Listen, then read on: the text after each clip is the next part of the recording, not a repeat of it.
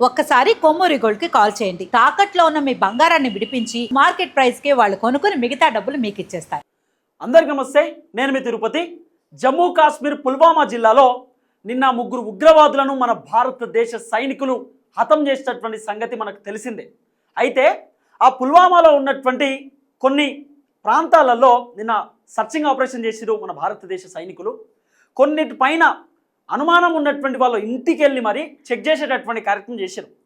Check చేసిన తర్వాత ఒక ఉగ్రవాది లేనటువంటి నేపథ్యంలో వాళ్ళమ్మ ఉగ్రవాదికి కాల్ చేసిందట. కాల్ చేసి, బిడ్డ మన ఇంటికి వచ్చి పోయిర్రు భారతదేశ సైనికులు, వచ్చి చెక్ చేసి పోయిర్రు, నువ్వు లేవు, నువ్వు ఎక్కడున్నా కూడా ఇమీడియట్లీ వాళ్ళకు లొంగిపో. చాలామంది ఉన్నారు, వాళ్ళు డ్రోన్స్ పెట్టి మరి చూసేటటువంటి కార్యక్రమం చేస్తూ ఉన్నారు, సర్చ్ ఆపరేషన్ చేస్తూ ఉన్నారు భారతదేశ సైనికులు. నువ్వు ఒకవేళ కనబడితే వాళ్ళు నిన్ను కాల్చి చంపేస్తారు, ఇమీడియట్లీ నువ్వు వాళ్ళకు లొంగిపో అని చెప్పి ఒక తల్లి నిన్న ఉగ్రవాదికి కాల్ చేసి చెప్పేటటువంటి కార్యక్రమం చేసింది. ఈ ఉగ్రవాదం ముందు తల్లి ప్రేమ కూడా ఓడిపోయినటువంటి దాఖలాలు మనం చూస్తున్నాం. వాళ్ళమ్మ మాట్లాడినటువంటి వీడియో సోషల్ మీడియాలో గట్టిగా ప్రచారం అవుతున్నటువంటి పరిస్థితి. ఉగ్రవాదికి కన్న తల్లి కాల్ చేసి, వద్దు బిడ్డ ఇంటికి వచ్చేయి, లేదా నువ్వు లొంగిపో అని చెప్పినా కూడా ఎక్కడ కూడా ఆ ఉగ్రవాది వినేటటువంటి కార్యక్రమం చేయలేదు.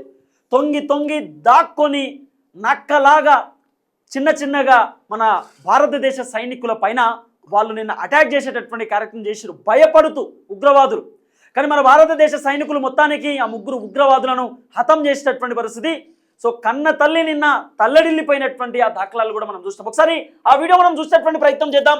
ఆ అమ్మ ఉగ్రవాదితో మాట్లాడినటువంటి లాస్ట్ వీడియో ఇప్పుడు సోషల్ మీడియాలో వైరల్గా మారినటువంటి పరిస్థితి. ఒకసారి ఈ వీడియో చూడండి. వీడియో ఉగ్రవాది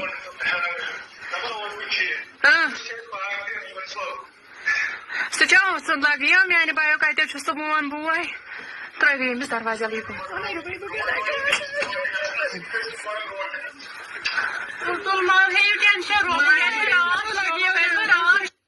అంటే వాళ్ళ తల్లి చెప్పిందట, నేను ఖచ్చితంగా చంపేస్తారు, నువ్వు ఎక్కడున్నా కూడా లొంగిపో. ఆల్రెడీ మన ఇంటికి వచ్చి వెళ్ళారు భారతదేశ సైనికులు, సర్చ్ చేసి వెళ్ళారు, నేను ఎవరూ లేరని చెప్పేశాను, నువ్వు ఎక్కడున్నా ఫస్ట్ లొంగిపో, ఫస్ట్ నువ్వు ఇమీడియట్గా వాళ్ళకి సరెండర్ అయిపో, నువ్వు కనిపిస్తే నేను కాల్ చేస్తారంటూ కూడా ఆ తల్లి ఆ ఉగ్రవాదికి కాల్ చేసి మరి చెప్పిందట. కానీ ఆ ఉగ్రవాది ఎక్కడ కూడా వినలే. ఉగ్రవాదం ముందు తల్లి ప్రేమ నిన్న ఓడిపోయినటువంటి పరిస్థితి.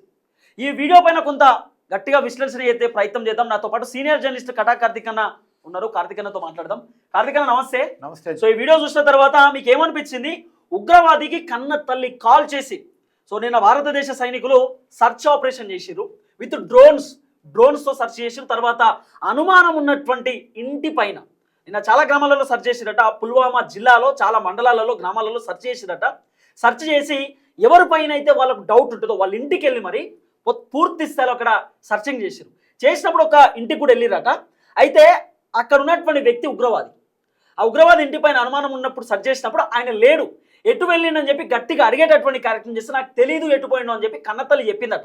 చెప్పిన తర్వాత కన్నతల్లి ఆ ఉగ్రవాదికి వీడియో కాల్ చేసి కూడా మాట్లాడింది. ఏమని?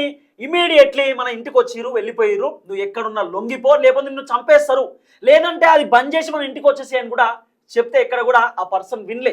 ఆఖరికి ఆయన ప్రాణం కోల్పోయినటువంటి పరిస్థితి. ఎట్లా చూస్తారు ఈ అంశాన్ని? నిజానికి తల్లి ప్రేమ ఉగ్రవాదం ముందు ఓడిపోయింది. ఉగ్రవాదం అంటేనే చాలా ప్రమాదకరమైంది. తల్లి ప్రేమనైనా చంపేస్తుంది, బిడ్డ ప్రేమనైనా చంపేస్తుంది, తనను తాను కూడా చంపేసుకోవడానికి ఇష్టపడిద్ది, 10 మందిని చంపేసిద్ది. ఉగ్రవాదం అనేది చాలా ప్రమాదకరం. అది మనిషిలోకి విషాన్ని ఎక్కించినట్టు ఎక్కిస్తారు. పాములో విషం ఎలా ఎక్కిద్దో అలానే ఈ మనిషి అనేటువంటి ఉగ్రవాదిలోకి విషయాన్ని అలా ఎక్కిస్తారు, ట్యూన్ చేస్తారు అని మైండ్ని. ఉగ్రవాది అనే మనం ఉగ్రవాది అంటాం, వాడు కూడా ఏమనుకుంటాడు? నేను స్వతంత్ర సమరయోధుణ్ణి అనుకుంటాడు, నేను దేవుడి కోసం ఇదంతా చేస్తున్నా అనుకుంటాడు, నేను చచ్చిపోతే స్వర్గానికి వెళ్తా అనుకుంటాడు. వాడు మైండ్ అటు ట్యూన్ చేస్తారు.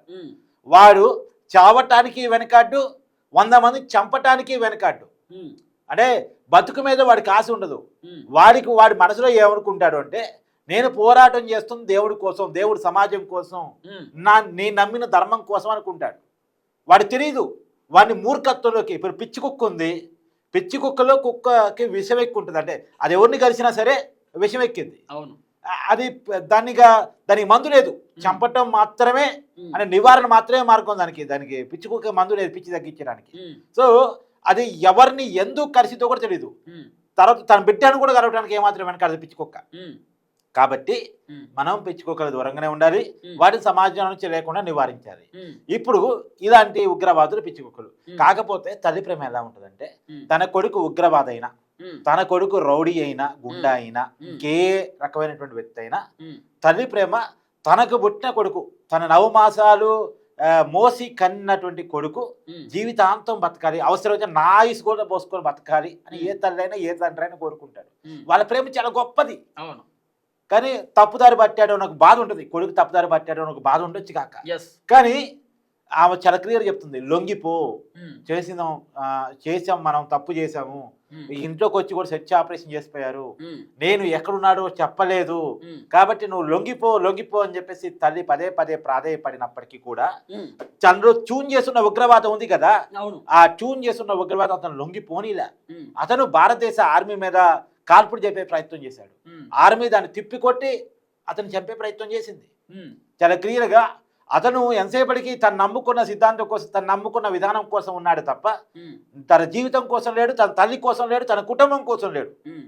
ఆ రకంగా ఇప్పుడు నేను చాలా విషయాలు చెప్పేది ఏంటంటే, మనం ఉగ్రవాదిని వ్యతిరేకించడం మాత్రమే కాదు, ఉగ్రవాదిని వ్యతిరేకించాల్సిన దాంట్లో బినాప్రాయం లేదు, కానీ ఉగ్రవాదాన్ని వ్యతిరేకించాలి. ఉగ్రవాదం అనేది మనిషిలోకి నరనరాన ఎక్కి వాడిని చూజ్ చేసి అదేదో గొప్పదనం అన్నట్టు, అదేదో స్వతంత్ర పోరాటం అన్నట్టు వాళ్ళతో చేపిస్తూ ఉంటుంది. కాబట్టి ఆ మూలాలని వాళ్ళకి నేర్పుతున్నారు కదా. ఇవన్నీ ఎక్కడ నేర్పుతున్నారు? మనం 9 క్యాంపుల మీద దాడి చేశాం కదా, ఆ 9 క్యాంపులతో పాటు ఇంకా మొత్తం 25 క్యాంపులు ఉన్నాయంట.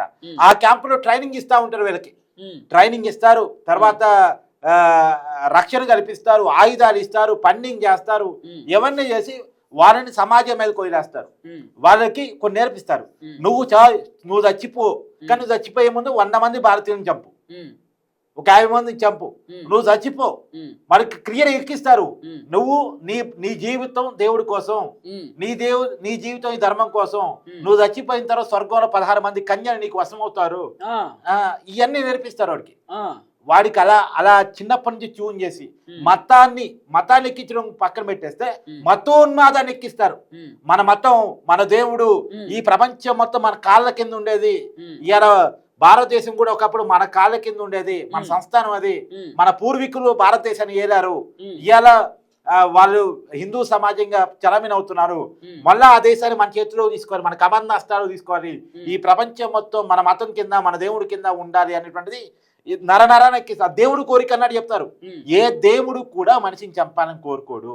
నేను బేసిక్ గా చెప్తాను, గతంలో నీ వీడియోలో ఎప్పుడు చెప్పా, దేవుడికి మతం లేదు, మనిషికి మాత్రమే మతం ఉంది. మతం అనేది మనిషి క్రియేట్ చేసుకుంది. దేవుడు సర్వాంతర్యామి. నువ్వు అల్లాహ్ నమ్ము, జీసస్ నమ్ము, రాముని నమ్ము, నీవు నమ్మాల్సిన దేవుడు 3 పదాల్లో గుర్తుపెట్టుకో.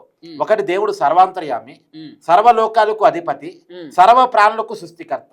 అంతేగాని ఈ మతం వాళ్ళకే ఈ దేవుడు, ఈ బౌండరీ వరకే ఈ దేవుడు, ఈ పర్టికులర్ వర్గానికి మాత్రం ఈ దేవుడు ఎవడరా చెప్పింది? ఏ దేవుడు చెప్పాడు? కథే వాళ్ళు అది ఎక్కిస్తారు. కాకపోతే ఇప్పుడు మనం చంపాల్సింది కేవలం ఈ ఉగ్రవాదులు మాత్రమే కాదు, ఈ ఉగ్రవాదులకి ట్రైనింగ్ జరుగుతుంది కదా, ట్యూనింగ్ జరుగుతుంది కదా, వాళ్ళ మైండ్ ఒక విషయాన్ని ఎక్కిస్తున్నారు కదా, దాన్ని ఆపాలి. దాన్ని ఆపకపోతే ఏం చేస్తాడు తెలుసా? వీడిని చాలా గొప్పోడు, స్వతంత్ర సంయోధుడు, మన దేశం కోసం చనిపోయాడు, మన మతం కోసం చనిపోయాడు, మన దేవుడి కోసం చనిపోయాడు, ఇతన్ని నవయో భగత్ సింగ్ వాళ్ళకు చూపించి, వాళ్ళ భాషలో మనకేమో మన సొంత సమయుడు భగత్ సింగ్ ఉదాహరణ తీసుకుంటాం, వాళ్ళు ఇలాంటి వాళ్ళని చూపించి, అసీఫ్ మహమ్మద్ షేక్ వీడి పేరు, వీడిని చూపించేసి ఇట్లా మన కోసం చనిపోయాడు, మన ధర్మం కోసం కాశ్మీర్లో పల్వామాలో దాదాపు 26 మంది భారతీయుని చంపేసి, ఇప్పుడు కూడా చనిపోయే ముందు కూడా భారతీయ సైనికుల మీద దాడి చేసి దానిలో చనిపోయాడు, గొప్పోడు, వీరికి అమరహే చెప్పాలి. ఇలాంటి ఉదాహరణ తీసుకుని మీరు 100 మంది ఎదగాలి, 100 మంది తయారు చేస్తారు. ఈ అసీఫ్ మహమ్మద్ షేక్ అనే ఈ వ్యక్తి కూడా మొన్న జరిగినటువంటి పహల్గామ్ ఘటనలో ఈయనే కదా. అవును, ఈడు ఎలాంటి వాడు అంటే, ఒక మహిళ పోయి నా భర్తను చంపావు కదా, నేను కూడా ఉండలేని ప్రపంచం, నా భర్త లేకుండా నన్ను కూడా చంపంటే పోయి మోడీకి చెప్పుకో అన్నాడు. అలాంటి వాడు వీడు. అయితే ఇలాంటి వాడిని చూపించేసి పాకిస్తాన్ వాళ్ళు మళ్ళీ ఇంకో 100 మంది తయారు చేస్తారు, నేను గొప్పడు అన్నట్టు చూపించి. కాబట్టి ఆ 100 మంది తయారీని ఆపగలిగితే, తయారీని ఆపాలి. ఫస్ట్ పాకిస్తాన్లో తయారీని ఆపాలి. మన ప్రపంచాన్ని చేస్తున్న సూచన కూడా అదే. అమెరికా ట్రంప్ గారికి నిజంగా చిత్తశుద్ధి ఉంటే అమెరికాకు ఒక విషయం గురించి చేస్తా ఉన్నా. 2001లో ట్విన్ టవర్స్ మీద దాడి చేసి, పెంటగాన్ మీద దాడి చేసి 3000 మంది అమెరికన్ ఉగ్రవాదులు చంపారు. గుర్తులేదా? 26 మంది భారతీయులను చంపితే 100 మందిని మట్టి పెట్టి వచ్చింది భారతదేశం. అది భారతదేశం గొప్పతనం. మరి నీకు పౌరుషం లేదా? నీకు లేదా ఉగ్రవాదం మీద పోరాడాల్సిన బాధ్యత? ఇలా పాకిస్తాన్లో ఉగ్రవాదులు ట్రైన్ అవుతున్నారని తెలిసి ఆ పాకిస్తాన్కి 1 బిలియన్ డాలర్లు అప్పిస్తావా? అంటే భారతీయ లెక్కల్లో 8,000 కోట్ల రూపాయలు అప్పిస్తావా? బాధ్యత లేదా నీకు? ఏం చేస్తావు? మళ్ళీ అదే పాకిస్తాన్ నీ దగ్గర ఆయుధాలు కొంటది, మళ్ళీ ఆ డబ్బు నీ దగ్గరికి వస్తాయి. నీ ఆయుధాలు అమ్ముకోవడం కోసం పాకిస్తాన్ ఎంకరేజ్ చేస్తున్నావు. నువ్వు 8,000 కోట్ల రూపాయలు అప్పిస్తున్నావు. మళ్ళీ ఏం చేస్తుంది? ఇలాంటి ఉగ్రవాదులను పొంచి పోషిస్తుంది, ట్రైనింగ్ ఇస్తుంది, రక్షణ ఇస్తుంది, ఆయుధాలు ఇస్తుంది.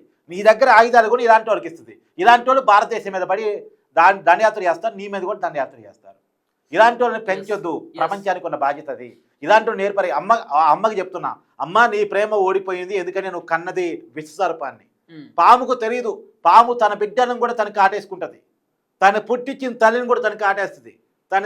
పాము తన పిల్లలను తనే తింటుంది. యాక్చువల్గా పాము తన పిల్లల్ని తనే తింటుంది. కాబట్టి తన మన భేదం లేనటువంటి బంధాలకు విలువ తెలియనటువంటిది ఉగ్రవాదం. కాబట్టి ఒక ఉగ్రవాది నువ్వు కన్నావు. ఒక భాషలో చెప్పాలంటే విష సర్పాన్ని నువ్వు కన్నావు. నువ్వు మేము చంపింది పావునమ్మా, నీ బిడ్డను కాదు, మేము చంపింది పాముని. ఇప్పుడు నిజంగా నీకు గనక చిత్తశుద్ధి ఉంటే అలాంటి కొడుకు పోయినందుకు ఇంకా సంతోషించు, 10 మంది బతికారని ఆనందించు. నీ కొడుకు గనక బతుకుంటే 10 మందిని చంపేటువంటి పిచ్చి కుక్క లాంటోడు, 10 మందిని కరిసేలాంటి విషసర్పం లాంటి వాడు ఈ సమాజంలో ఉండడానికి పనికిరాడు. నువ్వు బాధపడాల్సిన అవసరం లేదు, ఆనందించాలి. ఎందుకంటే నీ బిడ్డ చనిపోవడం ఫలితంగా 10 మంది బతికారు.